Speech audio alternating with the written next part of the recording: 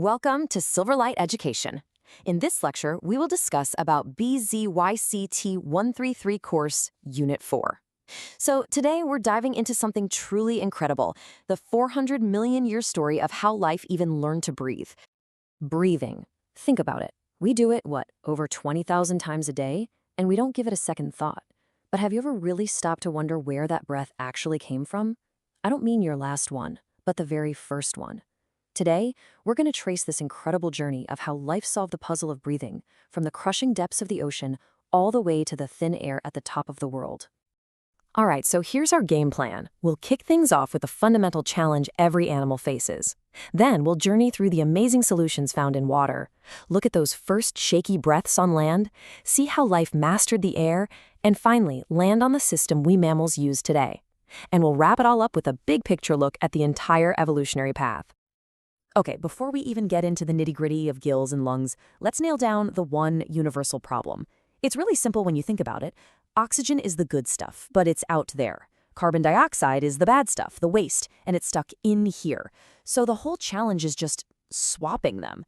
Seriously, every single thing we're about to look at is just a different, clever answer to that one life-or-death puzzle. And let's be super clear here. We're talking about more than just, breathing in and out. That's just the first step. The real magic, the important part, happens on a microscopic level. It's this thing called external respiration. That's the exact moment oxygen crosses over into the body and CO2 gets the boot. This is the trade, the exchange that fuels absolutely everything. So for any breathing organ to actually work, it's got to play by three basic roles. You can think of these as the non-negotiables. First, you absolutely need a constant supply of oxygen, whether you're in the air or water. Second, you need a massive surface area for that gas exchange to happen. And third, that surface has to be super thin and moist so the gases can just slip right through. No exceptions. So, where did evolution pull off its first big masterpiece? Well, underwater. Trying to pull oxygen from water is tough. There's just not much of it. The solution? The gill. I want you to picture this feathery, superfine radiator, but instead of trading heat, it's trading gas. Every single one of those tiny little filaments is designed to create a huge surface area just to catch those few precious oxygen molecules floating by. But the real genius of the gill isn't just its shape, it's the plumbing. Think about it for a second. If you run the water and the blood in the same direction, they kind of reach a balance pretty quickly and the exchange just stops. It's not very efficient, right? But fish evolved this brilliant trick.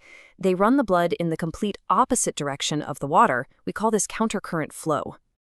And that one simple change in direction, it makes all the difference. See, the blood is always meeting water that has a little bit more oxygen to give. It's a constant gradient. And the result of this? It's incredible. Fish can pull more than 80% of the available oxygen out of the water. It is an almost perfect system of extraction. Okay, so life conquered the water, but what's the next great challenge? Breathing in air. This is where our story turns to the amphibians. These are the creatures that live in that in-between world, bridging water and land, and they are such a vital link in the evolution of respiration. Amphibians are just true masters of adaptation, seriously. They start their lives as larvae with gills, just like their fishy ancestors. But as they grow up, they get a whole toolkit. Their skin is so moist it can exchange gases directly with the air. That's called cutaneous respiration. And on top of that, they also develop these simple, kind of bag-like lungs. They really do have the best of both worlds. So, how do they use those simple lungs? Well, it's not like we do. Instead of sucking air in, amphibians literally push it in. It's a system called a buccal pump. If you ever watch a frog, you'll see it. First, it lowers the floor of its mouth, which pulls air in. Then, it snaps its nostrils shut and raises the floor of its mouth, which forces that gulp of air down into its lungs. But, to really leave the water behind for good, you need a much more powerful system. So next up in our story are the reptiles and the birds, the animals that developed the hardware to totally dominate not just the land, but the sky itself. Reptiles were the first ones to use what we call an aspiration pump. Now, instead of pushing air in like a frog does, they do the opposite. They expand their whole rib cage. This creates a vacuum, a kind of negative pressure inside their chest that just sucks the air right in. And their lungs got an upgrade too. They have this sponge-like texture with all these partitions called foveolae, which dramatically increases the surface area for gas exchange. Okay, now for another puzzle. We all know birds can fly at these insane altitudes where the oxygen is dangerously thin for us. So how in the world do they pull that off? The answer is in their respiratory system, which is, and I'm not exaggerating, a true marvel of evolution. All right, stick with me here, because the secret is this crazy 4-step, 2-breath cycle. On the first inhale, fresh air actually bypasses the lungs and goes straight to a set of air sacs in the back. Then, on the first exhale, that fresh air gets pushed into the lungs for gas exchange. Now, on the second inhale, the old, stale air gets pulled out of the lungs into another set of air sacs at the front. And finally, on the second exhale, that stale air is pushed out of the body. It's a one-way street for air. Kind of wild, right? So why go through all that hassle? Why so complicated? Well, the result is absolutely revolutionary.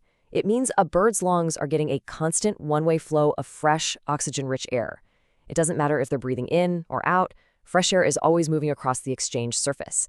This lets them extract a massive amount of oxygen even from the thinnest mountain air. And all of this entire journey brings us, to our own story, the mammalian respiratory system. Our system is really the culmination of everything we've just talked about, refined over millions of years into the powerful, efficient engine that keeps us going. You know, the best way to picture a mammalian lung is to think of an upside-down tree. Seriously. The windpipe, our trachea, that's the main trunk. And then it splits into the major branches. Those are the bronchi, which just keep dividing into smaller and smaller branches, called bronchioles. And at the very, very end of all those tiny branches, you find the leaves. These are millions of tiny little air sacs called alveoli. And these microscopic sacs, that's where the real work gets done. That's the spot where oxygen finally passes into the blood and the carbon dioxide passes out. And the final key innovation for us mammals is the diaphragm. It's this large, dome-shaped muscle that sits right at the base of your lungs. When it contracts, it pulls down, making your chest cavity bigger and drawing air in. When it relaxes, it pushes up and the air goes out. It's basically a dedicated engine built just for breathing. So that was a whirlwind tour, right? Let's just take a second to recap this entire amazing journey and see how each group of animals really built upon what came before to perfect the simple act of breathing. It all started with the fish, who totally mastered water with their gills and that genius countercurrent exchange. Then came the amphibians, taking that first crucial gulp of air onto land with their buccal pump. They were followed by the birds, who conquered the sky with their incredible one-way airflow system. And finally, to us mammals, who perfected the system with a powerful diaphragm and the massive surface area of all those alveoli. Every step, just a brilliant new solution to the puzzle. Which kind of leaves us with one final, pretty fascinating question. We've seen how life adapted to breathe in the water, on the land, and high up in the sky. As our planet keeps changing, you really have to wonder, what's the next step? What's the next chapter in the evolution of a single breath? We will meet you in next lecture.